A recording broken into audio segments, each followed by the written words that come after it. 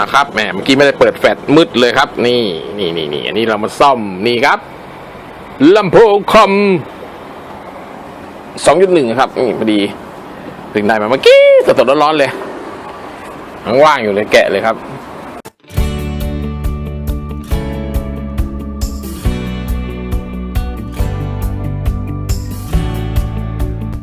ฝากเพื่อนๆช่วยกันกดติดตามด้วยนะครับนี่ครับตรงนี้ครับตรงนี้นะครับและอย่าลืมกดกระดิ่งแจ้งเตือนด้วยนะครับ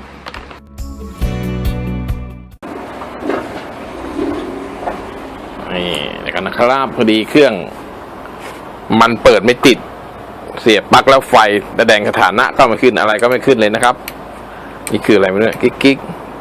มี 3D มีปรับยี่ห้อนี้ครับนี่อะไรเนี่ยดี880เลยนะครับ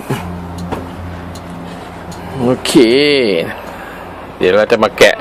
เช็คกันดูเช็คเบื้องต้นก่อนนะครับมาแกะกันเลยเดี๋ยวเช็คครับเรามาแกะเลยครับเดี๋ยวเช็คตามเบื้องต้นกันเลยนะครับเช็คสายไฟเช็คฟิลเช็คสวิตช์โอเคถ้ายังไม่มีจุดเสียอะไรก็ต้องไปเช็คชุดสะพายก่อนนะครับแกะก่อนเลยตัวนี้น็อตนี่นะครับตามนี้เลย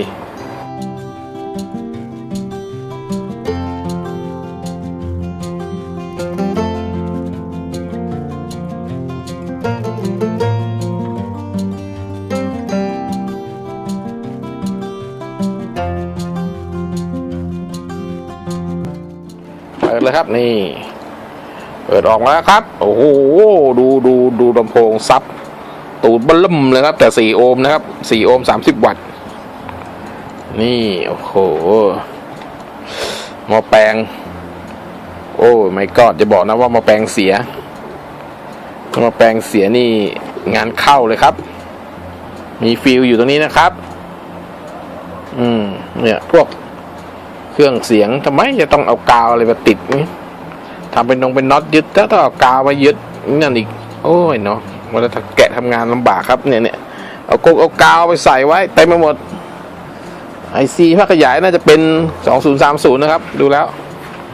มีทั้งหมด4 ตัวด้วยกันสีภาคขยาย4 หรือ 3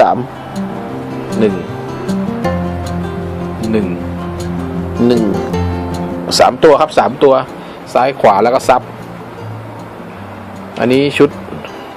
โทนคอนโทรลอยู่นี่โอ้โหเอากาวเกลืออะไรไปหยอดโอ้ยเนาะไม่น่าอยากทำเลยมีหม้อแปลงใช้ไฟบอร์ดเหมือนตรงนี้นะครับนี่ครับ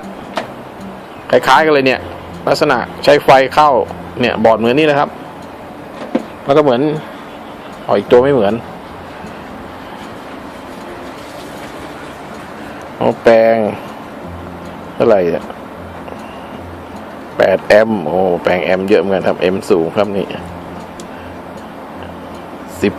15 โวลต์คูณ2กับ13 โวลต์คูณ2 0.8 แอมป์ครับไม่ใช่8 แอมป์ 0.8 แอมป์คือไม่ถึงแอมป์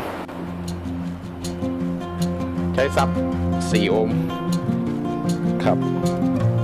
โอเคเดี๋ยวขอเช็คเบื้องต้นกันเลยนะครับครับนี่ตอนนี้เราเจอจุดเสียแล้วครับนี่ครับฟิวขาดครับเป็นฟิว250 โวลต์1 แอมป์นะครับฟิวแค่1 แอมป์นี่ฮะฟิวขาดเลยผมถอดสายหม้อแปลงที่จะเข้าบอร์ดออกก่อนนะครับเดี๋ยวขอลองหาฟิวมาใส่แล้วลองเสียบปลั๊กแล้ววัดไฟแล้วไฟจ่ายมาไหมเพื่อเป็นกันความผิดพลาดเผื่อที่บอร์ดมีปัญหาฟิวจะได้ไม่ขาดอีกนะครับหรือแล้วเราก็เสียบผ่านปลั๊กไฟที่มีหลอดโอเคเพื่อกันไฟรัดวงจรนะครับโอเคครับเดี๋ยวไปหาฟิวกันครับผมมีเหมือนกันอ่ะ250 โวลต์แต่เป็น5 แอมป์แล้วเดี๋ยวผมไปลองไปหาตาม1 แอมป์ตามพวกเครื่องขยายกันครับโอเคครับตอนนี้ฟิวก็ใส่ไปแล้วครับเป็นได้มา 1.6 แอมป์นะครับก็ใส่แล้วเสียบปลั๊กแล้วนี่ครับเปิดสวิตช์แล้วไฟ ฟ15โวลต์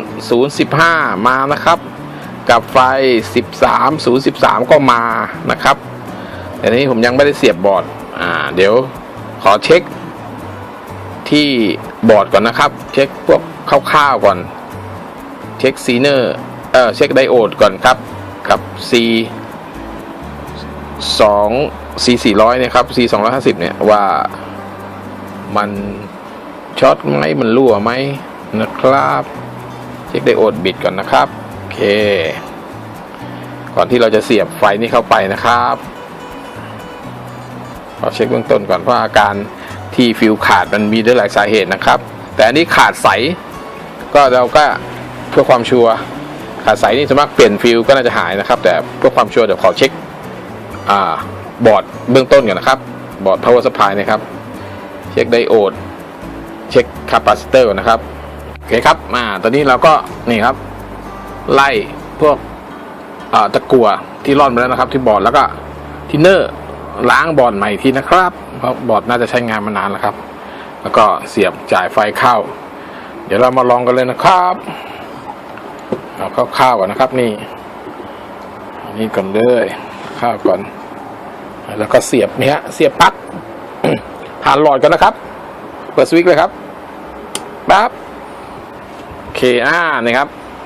เห็นไหมเอ่ยไฟเนี้ยไฟสีฟ้าติดแล้วนะครับนี่ไฟแสดงสถานะเนี่ยติดแล้วนะครับนี่ฮะเดี๋ยวเรามาลองต่อลำโพงกันดูอีกทีนะครับโอเคครับ